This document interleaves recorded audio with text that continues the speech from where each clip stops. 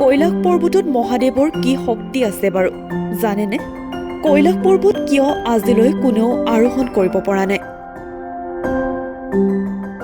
এনে কি শক্তি আছে কৈলাশ পৰ্বতত? সৰ্বোচ্চ উচ্চতাত থকা এভাৰেষ্ট যদি আৰোহণ কৰিব পাৰিছে, তেন্তে কৈলাশ কিয় নাই পৰা? জানো আহক এনে কি আছে কৈলাশ পৰ্বতমালাত।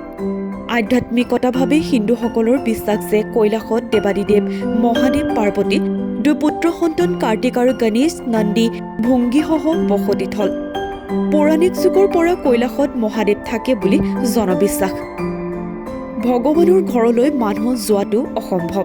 প্ৰতি বছৰে প্ৰায় 500ৰ পৰা 800 মানুহ কৈলাশ পৰ্বতৰ সমীপলৈ যায় আৰু আদিদেৱক সেৱা জনায়। প্ৰাৰ্থনাৰে ভোলানাথক সন্তুষ্ট কৰিবলৈ চেষ্টা কৰে, কিন্তু কেতিয়াও উঠিবলৈ চেষ্টা নকৰে। গৰাকী ৰুছ পৰ্বতাৰোহী স্বৰ্গে চিস্তিয়া কুবেও পৰ্বতমালা আৰোহণৰ চেষ্টা কৰিছিল, কিন্তু সেয়া সম্ভৱ হৈ নুঠিল।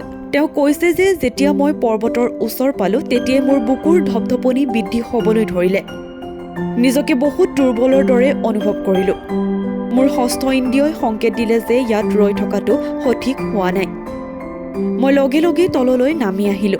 অষ্ট্ৰেলিয়ান পৰ্বতাৰোহী হৰ্বট টিছেৰ পৰ্বতাৰোহণ কৰাৰ সন্দৰ্ভত এজন তিব্বত পুৰোহিতক প্ৰশ্ন কৰিছিল। তেওঁ কৈছিল যে যিসকল লোকে সম্পূৰ্ণৰূপে পাপমুক্ত হয়, তেনে লোককহে কৈলাশ পৰ্বত আৰোহণ কৰিব পাৰিব।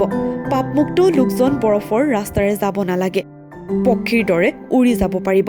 হিন্দুসকলে যুগে যুগে আৰাধনা কৰি অহা কৈলাশ পৰ্বতমালাক পৃথিৱীৰ কেন্দ্ৰ বুলিও ধৰা হয়। ইয়াৰ সমীপতেও আছে মানস সৰোবৰ। হিন্দুসকলৰ বিশ্বাস কৈলাশ পৰ্বতত শুনা যায় ওম ধ্বনি। বৈচিত্ৰ্যময় পৃথিৱীত এনে বহু অলৌকিক শক্তি আছে, যাৰ ৰহস্য ভেদ কৰাটো অসম্ভৱ। গতিকে কৈলাশ পৰ্বতো এনে এক উদাহৰণ মাত্ৰ। News desk, times of news.